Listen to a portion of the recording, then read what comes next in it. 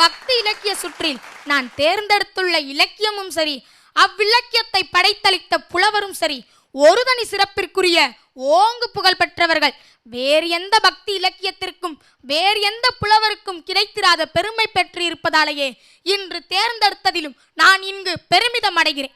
பக்தி இலக்கியங்களை பக்திமை உணர்வோடு மனப்பாடம் செய்வதை எளிதாக்க தோன்றிய சிற்றிலக்கியமே அந்தாதி. அந்தாதி இலக்கிய வகையின் ஆதி இலக்கியமே அற்புத திருவந்தாதி.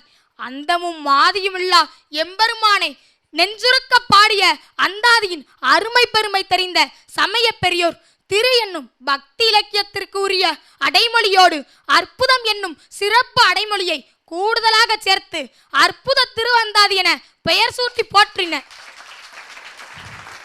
அற்புத இலக்கிய வந்தாதியின் முதல் நூலான இந்த அற்புத திருவந்தாதியின் முதல் பாடல் பிறப்பிலிருந்தே தொடங்குகின்றது. பிறந்து மொழி பயின்ற பின்னெல்லாம் காதல் சிறந்து நின் சேவடியே சேர்ந்தேன் என்று பிறர் உள்ள முருக மட்டுமல்ல தன்னை ஊனுருக்கியும் பாடிய அந்த அரும்புலவர் யார் தெரியுமா? 63 நாயன்மார்களில் மற்ற 62 நின்ற நிலையில் இருக்க இறைவனால் அமர்த்தி வைக்கப்பட்ட நிலையில் வீற்றிருக்கும் அற்புத அம்மையாரான காரைக்கால் அம்மையார் தான் அந்த அற்புத திருவந்தாதியை ஏற்றிய அரும்புலவர்.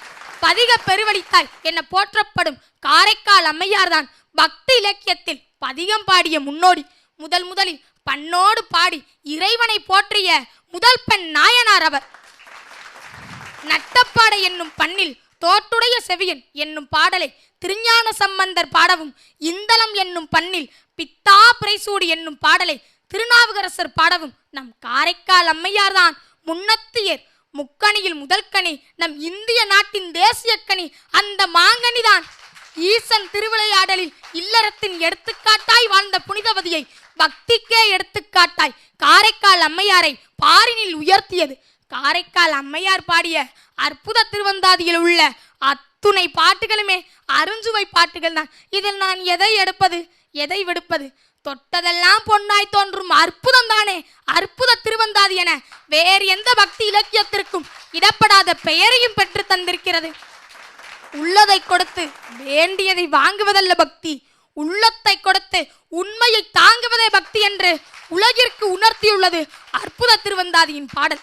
ஈசன் தன் துன்பம் நீக்காவிட்டாலும் தன்னை இறக்கப்படாவிட்டாலும் தன் நெஞ்சம் ஈசனிக்கே என்று எம்பெருமான் திருவடிவில் எலும்புருவாய் சரணாகதி அடையும் அந்த தூய உள்ளம்தான் தாயும் தந்தையும் இல்லா முழுமுதற் கடவுள் ஈசனையே நம்மை பேணும் அம்மைக்கான் என்று சொல்ல வைத்து கடவுளுக்கே தாயாக்கியது.